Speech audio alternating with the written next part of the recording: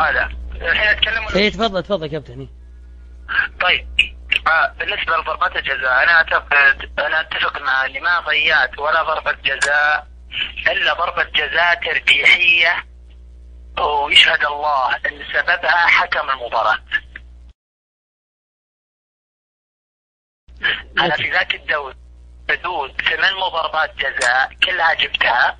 أنا يمكن أعتقد إني شايف في كلها بين المنتخب والنادي ما ضيع فيها ولله الحمد أي ضربة جزاء من الله يعني، ولا هي قدرة مني. النقطة البلد الوحيد اللي ضيعته يا اخوان ذاك الدوري في حدود 7 مباريات 7 ضربات جزاء نفذتها في ذاك الموسم، الى درجة كنت انه اوقف كثير واشوف الحارس والعبها بالزاوية الثانية.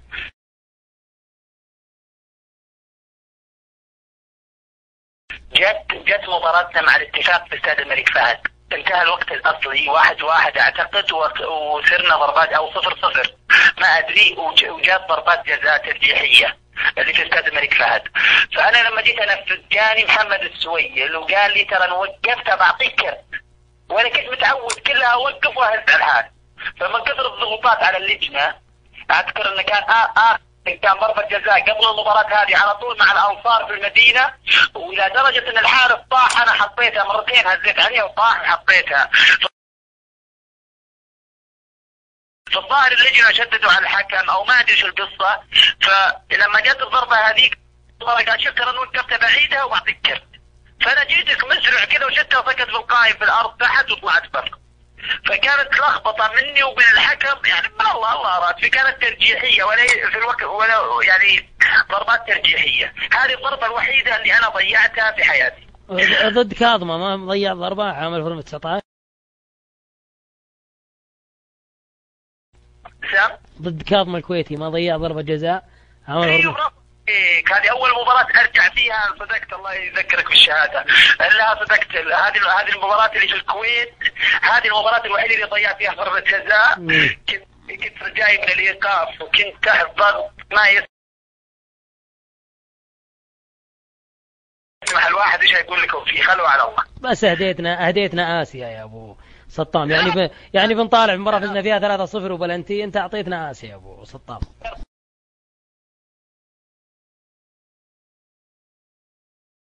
هذه المباراة من أفضل المباريات لي في الشوط الأول، وأنا اللي كسبت في ضربة الجزاء، وللأسف يعني ما الله وفق ضربنا المباراة وانهزمنا 2-0 أعتقد الشوط الثاني.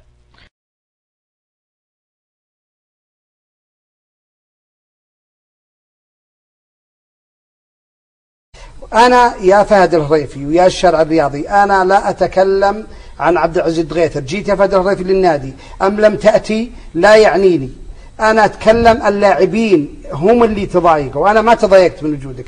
فهد أخو عزيز ومهما قال بيتي مفتوح له مو بنادي النصر. أنا أقول اللاعبين أسأت لهم كثير، وإذا أنا أقول إذا زعلني يجي ماجد أو يجي محيسن ويجي لأنه السيرة الذاتية، لكن ليس الفتى من قال كان أبي. العام للبي سي أنا ببيروت وهو بالرياض يقول أن النصر جاب انصاف اللاعبين ومنهم الواكد والزهراني، والواكد والزهراني في المعسكر. هذه نقطة. النقطة الثانية قبل أسبوعين أسال الرمز الراحل عبد الرحمن بن سعود رحمة الله عليه الأمير، أنا مو بأبوي لكن أنا وين في أبو سلطان؟ سم وين أساله في غرفة البالتوك زين البالتوك في الانترنت. حتى الأمير سعود بن عبد الرحمن صاحب سمو بن سعود الرحمن صرح بالرياضية أنا نبي نتأكد من الموضوع، وإذا فعلا أساء لن نتركه.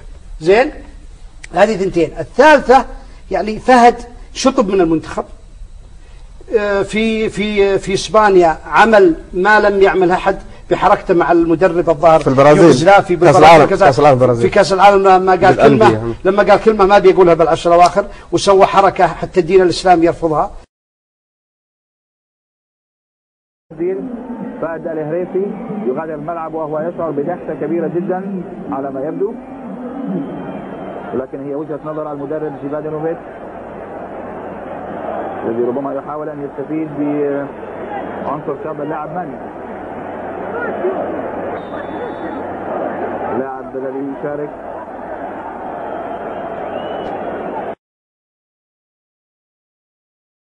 لكن مو هو. أنا ليش قلت ماجد؟ ليش قلت مساعد الطرير؟ ليش قلت صالح المطلق؟ ليش قلت سعود الحمالي؟ يعني مقبولين عند اللاعبين السعوديين وليس النصراويين، لكن الرجل هذا. بعدين نترك الموضوع هذا كله. قبل 3 أسابيع هنا معنا محل أبو أحمد بأمانة يا أبو أحمد وأنت كنت موجود اختار المكان، ما قال لاعبين النصر يدخنون؟ صح ولا لا؟ أنا لاعبين يقول لي كيف يجي وهو متهمنا بالتدخين؟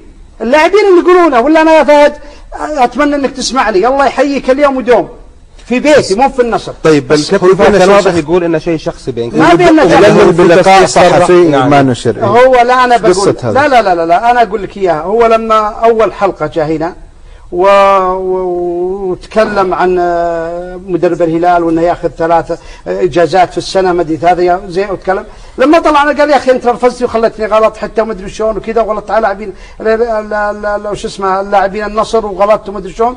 الحلقة اللي بعدها قاموا أشاد بالأمير عبد الرحمن بمساعد أشاد وكلنا نشيد في الأمير، لكن مو بهذا حوار ذا. قاموا بعد يمكن 3 أيام طلع أنه طرور الدغيثر مو بمصلحة النصر في الوطن مع الأخ عايد الرشيدي، واستغربت أنا يعني استغربت التصريح، فاتصلت عليه مرد علي اتصل علي قال لي والله أنا ما قلت كالكلام ولا قلت أن عندك شو اسمه موقع الكتروني تصرح فيه ولا ادري ان عندك كذا، ولكن انا بنزل الاعتذار. قلت انا ما ابي اعتذار، انا امانه. انت قال لي الكلام هذا؟ لا. قال والله واغلى ما عندي امي. قلت خلاص من حلفنا بالله فليصدق. هو يقول قديم هذا بعد لا، هو يقول الحوار كان قديم. اسمح لي اوكي، وصدقته اوكي. على اساس بينزل اعتذار، ما نزل اعتذار فعلا. انا الكلام اللي قلته نزلته، ولا الماجد التويجلي علاقة ولا هو ماجد التويجلي اللي يبلي علي. وش أنا أقول؟ أنا أصرح في الرياض، في الجزيرة، صحيح. في الرياضية، في عكاظ، وكتبت هذا. الأخ سعد المهدي فيما أعتقد أنا ما أدري ما نزل، رأى أنه فهد الريفي لم يصرح في الرياضية عشان يقبل ردي، صرح في الوطن. اوكي انا ما لي علاقه بعايد الرشيد، ناحيه مهنيه هذه اوكي. هذا هم يعرفون في الاعلام اكثر مني. عايد الرشيدي ما بيني بين علاقه على اساس اني ارد عليه ولا زاد. طيب. ولكن اقول الله يسامحه، لكن ابيه يفهم بالصوره واضحه. ابيه يفهم انه مو باللي تضايق عبد العزيز دغيثر عشان صفر حسابات. انا والله العظيم وقلت انا الاختار الرشيد اليوم اقسم بالله العظيم، ولا ما اشوف امي اغلى ما عندي. الله يحفظها. انه احنا نبي نركب الباص مصلين المغرب رايحين المباراه، واحد جاني من اللاعبين وكان فيه حق الشاي يسمع، قال يا ابو سلطان وش ذا الاحترام؟ كيف تجيبونه وهو مسيقول؟ حتى قال لي بالحرف الواحد الله يهديه فهد، ما قال لاعبين السعوديه، قال لاعبين النصر وتجيبونه. قلت والله لا جبته ولا لي علاقه في الموضوع ولا ادري من جابه انا. طيب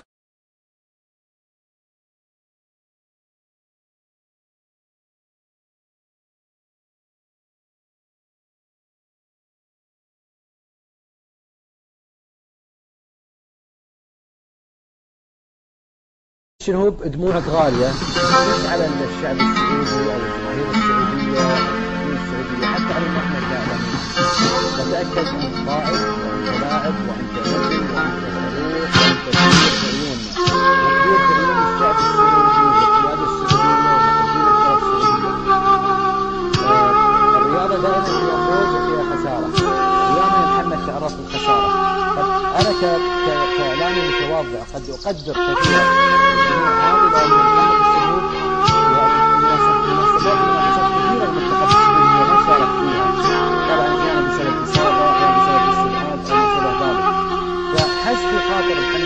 اليوم اللي احتضنه الرئيس اليمني واحتضنه ايضا السيد محمد بن واحتضنه ايضا الشيخ طلال